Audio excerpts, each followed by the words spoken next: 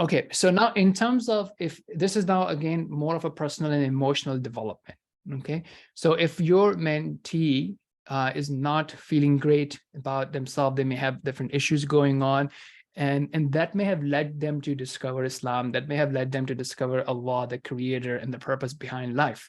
So it definitely worked out well for them, but here's some of the things that I have found beneficial when working with people who may be going through different life challenges or maybe having a lot of emotional stress in their life. So again, one very important thing is that what we are talking about it at a very basic level.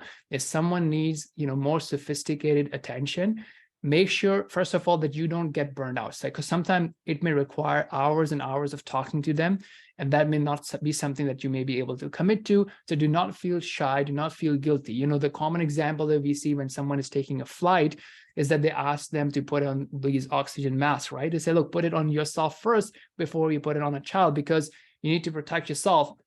Otherwise, you're trying to help someone in that time. If you yourself are deprived of oxygen and you cannot function, then that wouldn't be a beneficial thing. So making sure that you take care of yourself, you're not burning out. Breathing obviously is a very good thing. So that could be an advice you can give them, that if they feel that level of stress, to start breathing, focus on their breathing, and have these like elongated breaths, right? Focus on what's going well.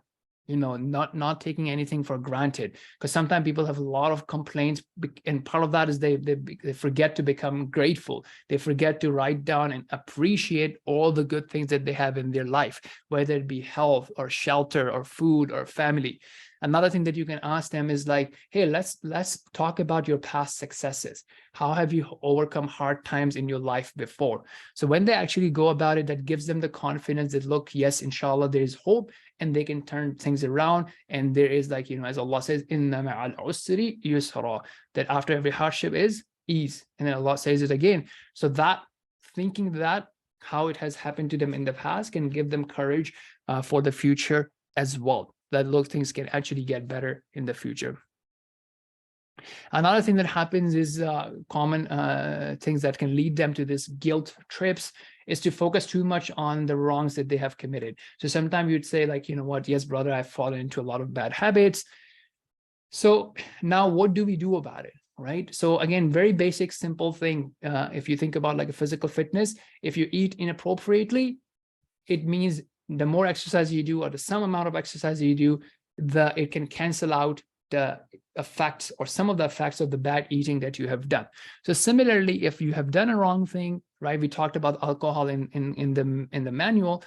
So if you have done a wrong thing, it should not prevent you from doing good things. So recognize that you have done a wrong thing, ask Allah for forgiveness, but then start moving to good things. Start having those good habits. Start performing your regular prayers or extra prayers, or making dua, or doing extra charity, volunteering your time and whatnot. So balance out the evil with good things. Try to cut down the evil with good things, as Allah subhanahu wa ta'ala says in the Quran, innal hasanat yudhibna sayyat, right? Verily, indeed, definitely, the good deeds, they wipe out the bad deeds. And keeping it simple, right? The basic thing you can do is ask Allah for forgiveness and dua. That just takes conversation, right? There's no wudu, there's no stepping up. At least have those conversations, talk to Allah, listen to Quran, get engaged. And then even if you think about something like a salah, some people make it too heavy, right? So make it simple. Okay, if you're trying to think of prayers, let's break it down into baby steps, into atomic habits, if you will. Okay, so get up, make wudu, get on your place of prayer, stand on the prayer mat if you're using one, right? And just start performing the prayer. Think of it a step at a time, one movement at a time. So make it simple.